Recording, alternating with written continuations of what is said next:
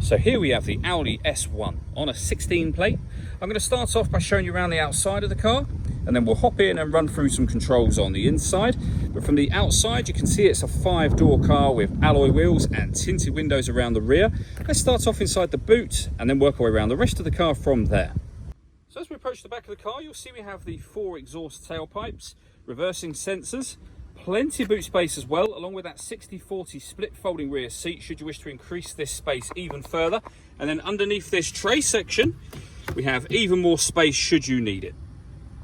Okay, so we're just going to work our way back round to the front of the car, and then we'll hop in and run through some controls on the inside. But now that we've done a full circle of it, you can see not only is it in great condition the whole way round, but it's a fantastic looking car as well. Just briefly before we climb in, I think it's well worth seeing the interior from this exterior point of view. You get full leather seats, as you can see. There's plenty to run through on the dashboard, so let's hop in and we'll do that right now. Okay, now that we're inside the car, we're going to start with the dials. On the left-hand side, we have the rev counter, and on the right-hand side, the speedometer and fuel gauge.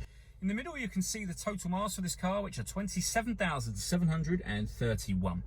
The information displayed above that can be changed using buttons on the steering wheel. So we're on the driving data menu at the moment, which has fuel economy and trip computer information contained within it. But there are other menus available as well, from your radio or audio menu, notes, any notes, warnings within the car, and satellite navigation as well. And you can have it on any one of those menus that you want it on. If we back out to the steering wheel, on the left-hand side are the buttons I was using just a moment ago, and stereo controls.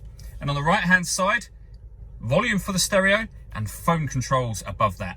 The phone controls can only be used after such time as you paired the phone up, which is done on the central screen. We'll come to that in just a moment. Underneath here on the left, we also have cruise control. So over in the center here, we have the main screen for the car, and that is where you'll find all of your various settings, including telephones. That's where you pair your phone. It's also where you bring up your satellite navigation as well.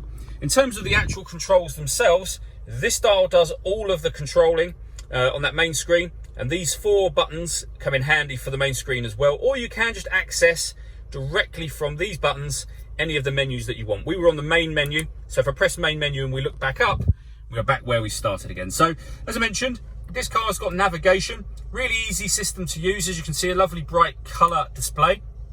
If you want to listen to your music, firstly you've got the radio. So this car has got DAB, FM and medium wave all available. If you want to listen to your own music, you can do. You do that under the media heading just there, and there's plenty of ways for you to listen to it. So you've got a CD player. You can stream your music wirelessly via Bluetooth audio, and you can plug in a multitude of devices under that AMI heading that you see being shown on the screen just there. Working our way down, we have the CD player, 2 SD memory card slots, one for your music, one for your navigation, the buttons that I was on about just a moment ago, and then the main volume for the stereo is over to the left-hand side just there. Underneath that, we have your climate control. So you can adjust the temperature, the fan speed. You can determine where you'd like the air to be distributed within the car. When you're happy with those settings, that button turns the air conditioning off in this case, or back on, or hit that one.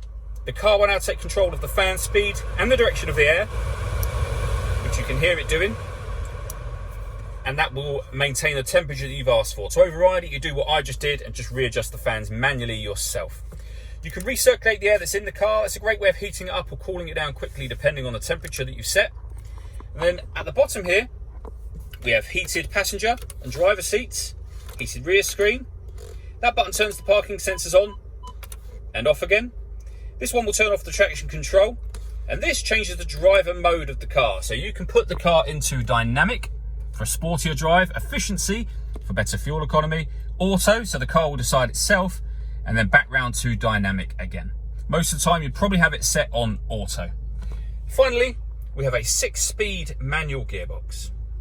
All that leaves me to say is thank you for taking the time to watch this video. If you'd like to come and see the car for yourself in person and have a test drive, please feel free to give us a call here at Mach 1 Cars. We'd love to hear from you soon.